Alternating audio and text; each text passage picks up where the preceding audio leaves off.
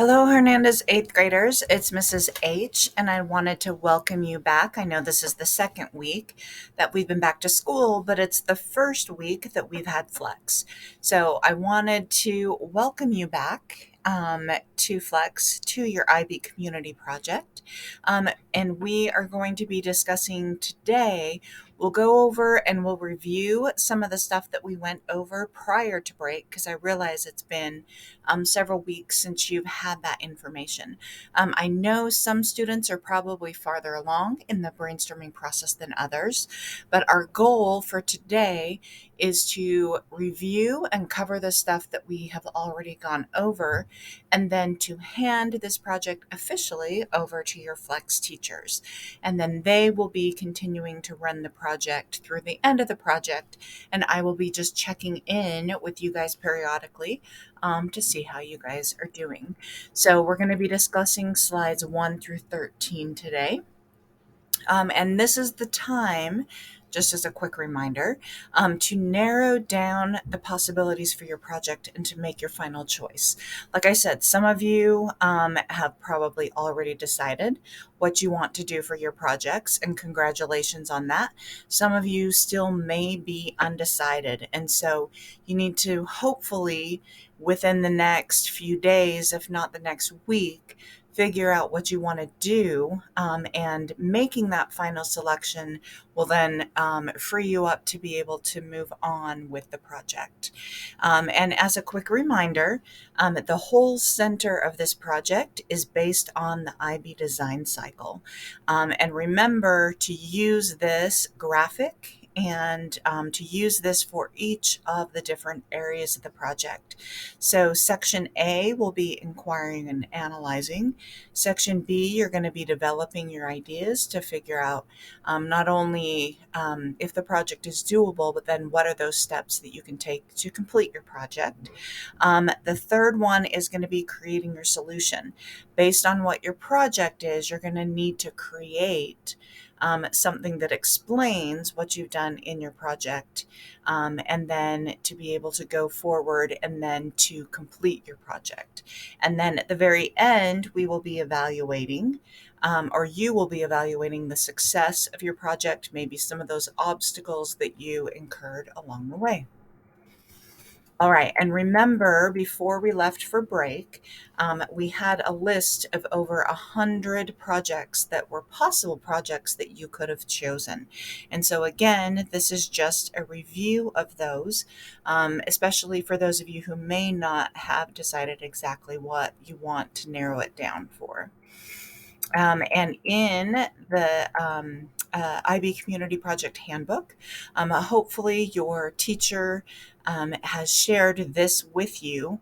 And so please, please, please download a copy of it, and so that you will be able to reference the copy of the handbook, and it should walk you through the steps and how to complete your project. But remember, your teacher is always there on Wednesdays and Thursdays. Your teacher is going to help you move through the sections of your project.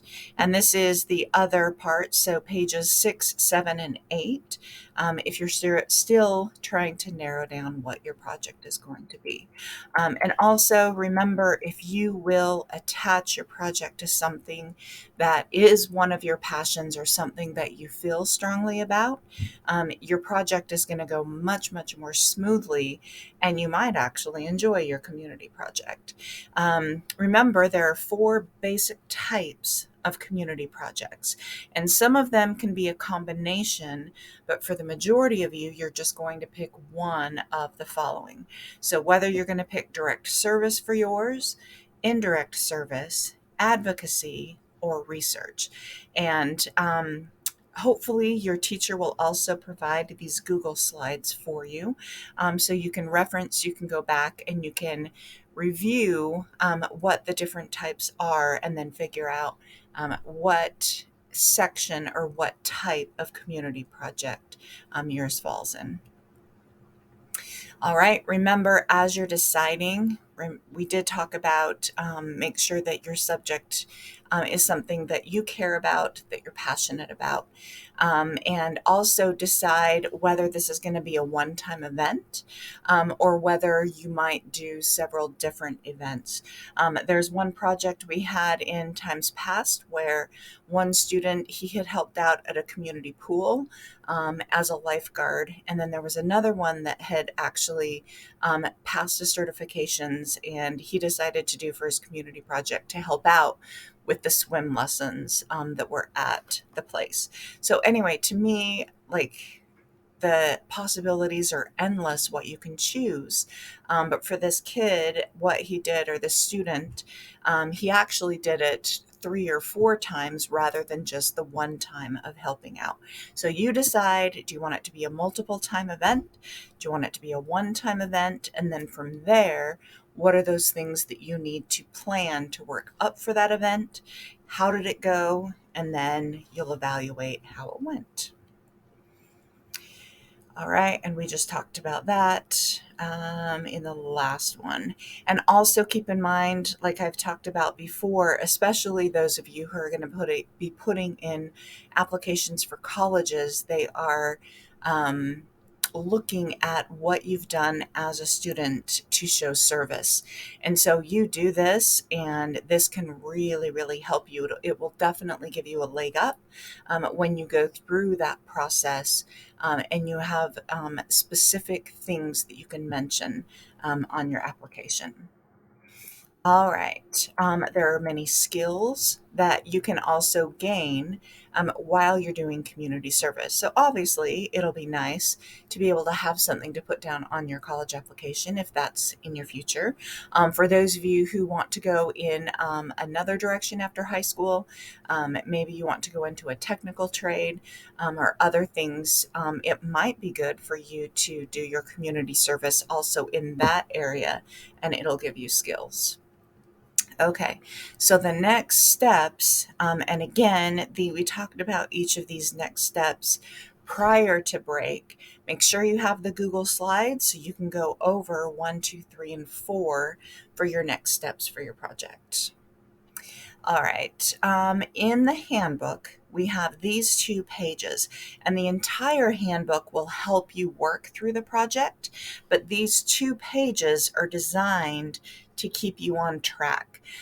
Your teacher may also want to have maybe a calendar that you as a class keep, and then you write down these dates on your calendar so you have a visual in front of you of those dates. You can always go much more quickly than these.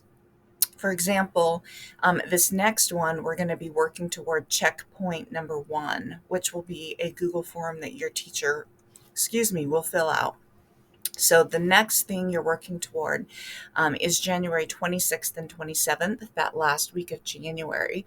And so as you're working on your project, the things on here are those things that you're going to be able to check off that you've done, and then you'll be ready for checkpoint number 1. And there's checkpoint number 1, 2, 3. And then your final checkpoint is actually your presentation and the exhibition of your project. So again, if you have questions, your teacher should be there. He or she will be helping you through this process. Also, again, I'm going to be checking in periodically to make sure that you guys are doing well and that your teachers are able to answer those questions, or if not, I can come in and help with that as well. Okay. Let's see. So your teacher will continue to assist on Wednesdays and Thursdays. They're designed to be a help, a guide. And so from here on out, IB wants to see what you guys can do as eighth graders. It's designed to be an independent project. You can work up with a group up to 3 people. I would recommend, if you do that, that you're in the same flex class. If you're in different flex classes, it just makes it a little bit harder to be able to use that time on Wednesdays and Thursdays because you're not going to be able to go over and work with them separately. So, anyway, keep that in mind whether you're doing the independent project by yourself or the independent project as a group. And then your teacher is going to help you as you make those decisions and as you go through the checklist and the timeline. Again, I'm here to assist. Feel free to stop by. My office is by the counselors and by Dr. Eflin. In the main office, you're more than welcome to drop by with any questions, and I can definitely help you out with that. So, with that, eighth graders, know that you can do it. I have full confidence in you, and we have through the end of April to complete the project. So calendar it out, and we'll work through to the next checkpoint. With that, Bulldogs, have a great day, and I will check in later. Thanks.